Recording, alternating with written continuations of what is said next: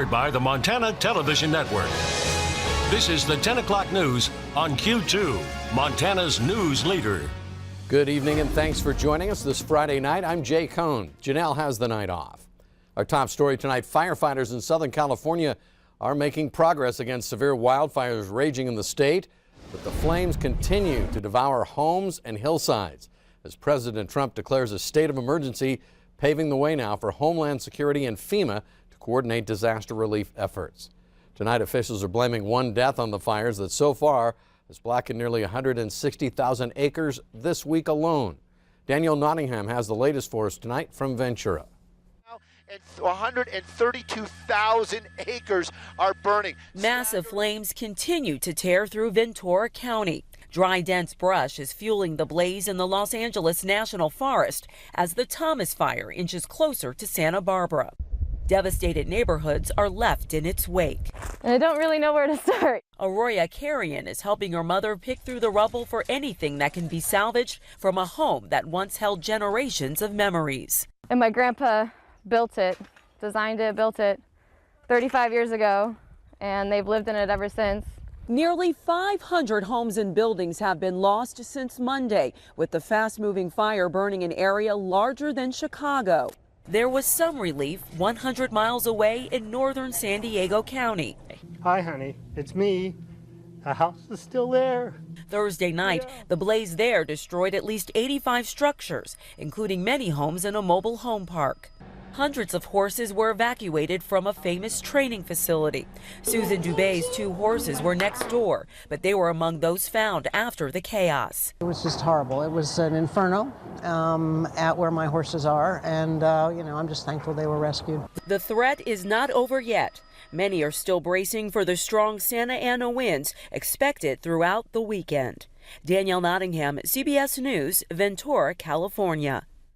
Montana firefighters and equipment from 14 separate city, county, rural, and volunteer fire departments statewide are now in Southern California to help out in the firefight. Chief Rich Cowger of the Columbus Fire Department sent 3 of his firefighters down to assist, and he tells us Montana crews today were in the process of checking in with officials this afternoon to find out exactly where they'll be assigned.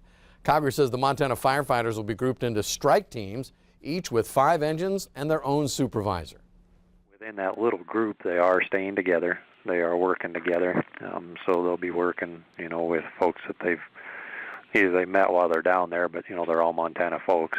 And then that strike team leader will then coordinate all the efforts of that strike team in with the bigger picture of this incident that's going on down there. Cowger expects the Montana crews will be in California at least for the next few weeks. Conditions permitting, they're expected to get home a few days before Christmas. President Trump was in Florida tonight holding a campaign-style rally in Pensacola. The president focusing there on economic issues such as taxes, jobs, and trade. CBS's Weijia Zhang reports. President Trump was in the Florida Panhandle on Friday night, headlining a campaign-style event. Hello, Pensacola. What a place. The White House says the president went to Pensacola to thank Floridians for supporting his agenda. But Mr. Trump also had a message for residents of another state just 25 miles away. How many people here are from the great state of Alabama? Whoa.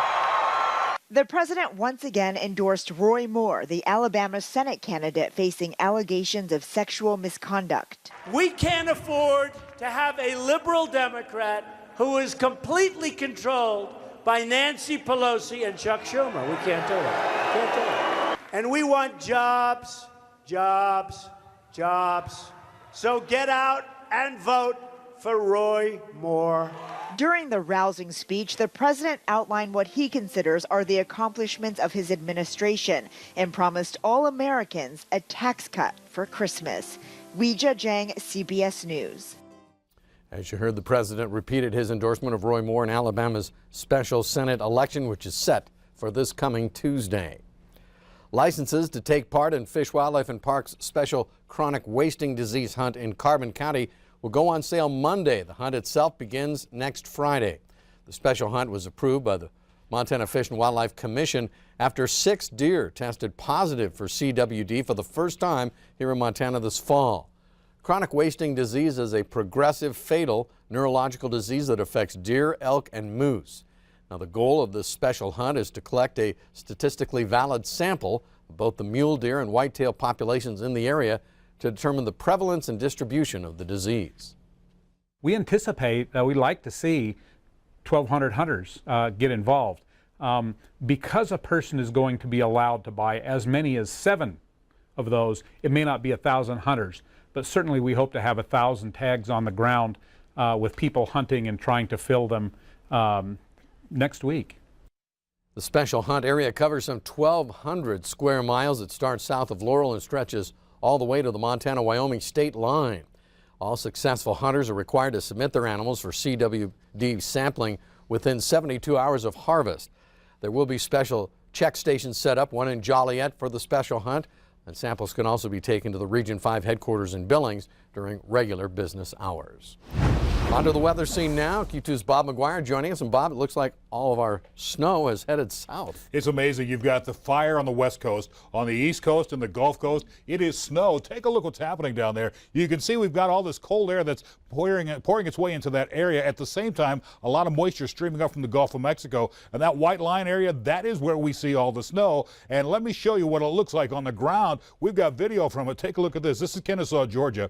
Now, other places like in Georgia and Mississippi, they've had 6 inches of snow. Alabama wound up with 5 inches of snow. But this is what it looks like. And as you can tell, this was a nightmare for commuters today. A lot of places just called it in sick, and we're not coming into work today. They just had a mess in that area. And as you can see from this drone video, there was a lot of snow on the ground there, and it was still snowing. And tonight, it still snows there. But for us, not snow. We're going to be talking about sunny skies, maybe a little wind, and temperatures going upward. We'll talk about that in a few more minutes. Thank you, Bob. Another dose of holiday spirit for the Magic City tonight as Zoo Lights rolls into another year. Zoo Lights is Montana's only drive-through light display, and the zoo encourages visitors to take a drive on the wild side. Cars, trucks, and buses all welcome to drive through the zoo as passengers gaze at the spectacular lights. And be sure to tune in to Zoo Radio for the full experience.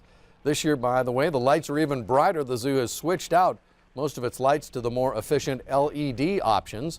The zoo is also contracted for horse-drawn wagon rides. I do events all year round, and that is the best part of my job, is seeing the people smile, see the families having fun, and hearing the comments. And even beforehand, seeing all the comments on Facebook has been amazing. The people talking about, we got to go, we got to take the kids. And you're right, it's all ages can enjoy the zoo lights. And, you know, the senior group that the exchange brings through, some of them, that's their only chance to get out to see lights, and it makes their season. And that's what we're all about. It's a spectacular experience. The admission is only $10 per car, $15 for vans. It's $20 per bus. Still to come on tonight's 10 o'clock news. Well, fire may have gutted Glacier's historic Sperry Chalet this summer. The plans are in the works to rebuild the famous structure. We'll tell you all about it. And later in sports, the first Sports Extra Friday of the winter season, kicking off with 8 local games on tap. Highlights galore on the way. You're watching MTN News with Jay Kohn and Janelle Slade. Storm Tracker weather with Bob McGuire. And sports with Scott Green.